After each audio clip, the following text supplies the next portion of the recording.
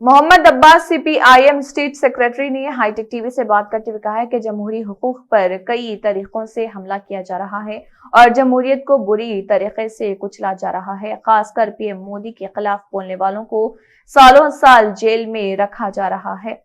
एक वाकया, एक रिपोर्टर जो न्यूज कवर करने के लिए गया था उसको भी सालों साल जेल में भेज दिया गया था और 1100 करोड़ रुपए का शराब घोटाले के इल्जाम में दिल्ली के मौजूदा एजुकेशनल मिनिस्टर मनीष सिसोदिया पर कानूनी कार्रवाई करते हुए उनको गिरफ्तार किया गया, जबकि अडानी पर 12 लाख करोड़ के एलिगेशन हैं जिस पर कोई कानूनी कार्रवाई नहीं की जा रही है।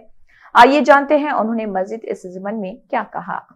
आज जो है कॉन्स्टिट्यूशनल राइट्स और चैलेंजेस, दस्तूर जो हुकूक दिया गया आवाम को, वो हुकूकों के ऊपर जो है हमला होते जा रहा है।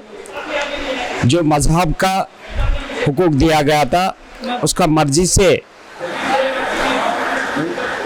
जो किस धर्म को जो है फॉलो करना एक इंसान जो है उन्हें चुन सकते थे, मगर आज जो है वो दस्तूर हिंद में ये चेंज लाया था जो सिटीजनशिप मजहब का आधार पर देने के लिए एक CAA सिटीजनशिप अमेंडमेंट एक्ट लाया। और उसके साथ साथ जहां भी कोई गवर्नमेंट के खिलाफ, मोदी के खिलाफ अगर कोई बयान दिया उसके ऊपर जो है अलग अलग केसा रखे, अलग अलग रियासतों में अलग अलग केस रख के जो है उसको अरेस्ट करके सालों से जो है बेल नहीं दे के जो है उन लोगों की जेलों में जो है सजा दिया सरकार जो है उन लोगों को सता रहे। और जो है कोई अखबार के लोग जो यहाँ पे उधर यूपी में हुआ था, यूपी में एक केस के लिए कन्नन ने जो है वो कवरेज करने के लिए गया था रिपोर्टर, उसको जो है गैर जरूरी, उसको कोई इल्जाम भी नहीं है, उन्हें जो है वहाँ पे कवरेज करने के लिए गए तो उसको भी अरेस्ट करके 2 साल जो है उसको जेल में रखा था, बेल नहीं दिया। वैसा जो है जो गवर्नमेंट के खिलाफ, जब मोदी के खिलाफ आवाज उठाया उसको जो है अरेस्ट करना, जो बहुत जुल्म करना, ये जो है बहुत अपने कॉन्स्टिट्यूशन के खिलाफ चल रहा था।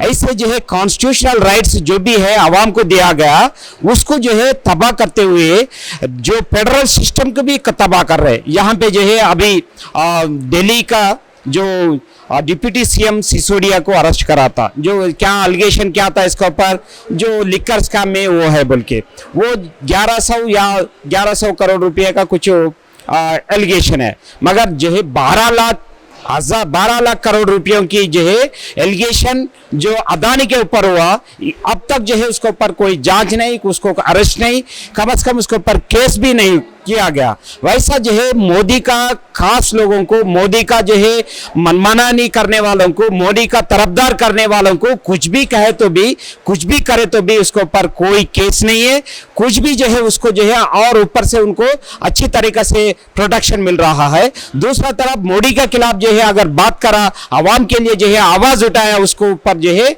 जुल्म करते हुए, उसको अरेस्ट करते हुए, उनके ऊपर जो है हमला करते हुए कानून को तोड़ रहा है। इसलिए जो है हम कॉन्स्टिट्यूशन को बचाने के वास्ते, कॉन्स्टिट्यूशन को प्रोटेक्ट करने के लिए, कॉन्स्टिट्यूशनल हुकूक को बचाने के लिए एक तहरीक मुल्क भर चल रहा है। इस सिलसिला में यहाँ पे हैदराबाद में भी कॉन्स्टिट्यूशनल राइट्स एंड चैलेंजेस का ऊपर जो है हम या आज जो है एक सेमिनार मुनाकिद किया गया। इसमें जो है CPM पार्टी का पोलिट ब्यूरो मेंबर बृंदा कारत भी उसमें जो है शामिल हुआ था, उन्होंने एक वैल्यूएबल लेक्चर दिया था, उसको भी हम शुक्रिया अदा कर रहे। जितने लोग यहाँ पे जो है मौजूद हुआ था, सब लोग जो है अटेंड होके जो सेमिनार को जो कामयाबी किया, सबको जो है मैं शुक्रिया अदा कर रहा हूँ। शुक्रिया, thank you.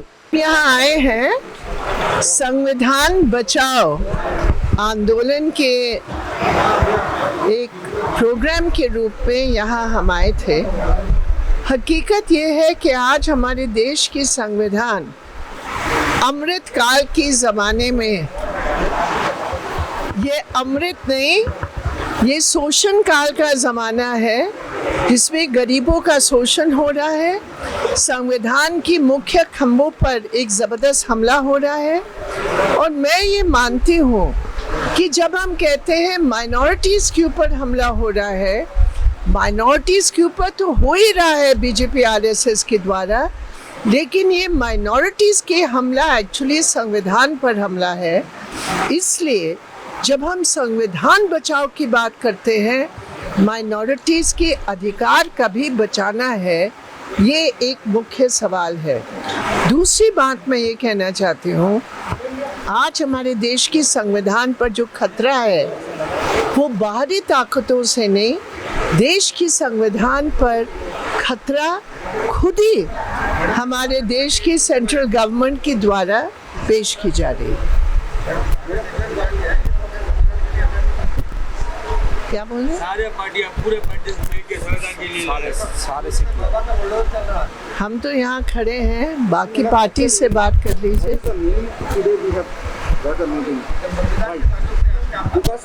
Because of the coming election or what? Election तो आएंगे और जाएंगे। ये तो हमारे देश एक जनवादी देश है, तानाशाही देश तो है नहीं। बीजेपी और आरएसएस के कहने पर इलेक्शन रुक जाएगा, कोशिश तो उनकी है लेकिन ये होने वाला नहीं है। इसलिए ये इलेक्शन का सवाल नहीं है, वोट का सवाल नहीं है, ये हमारे देश का जो ढांचा है, जो एक धर्मनिरपेक्ष जनवादी देश का ढांचा संविधान के आधारित है।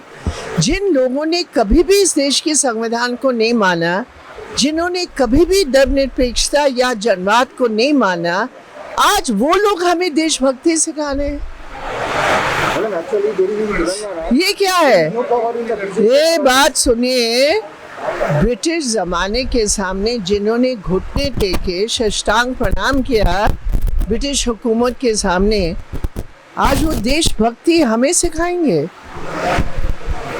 सवाल ये है कि आज अपने स्वार्थ को देखते हुए, अपने राजनीतिक स्वार्थ के आधार पर हिंदुत्व राष्ट्र का जो इनका पूरा राजनीतिक प्रोजेक्ट है, धर्म से इनका कोई लेना देना नहीं है।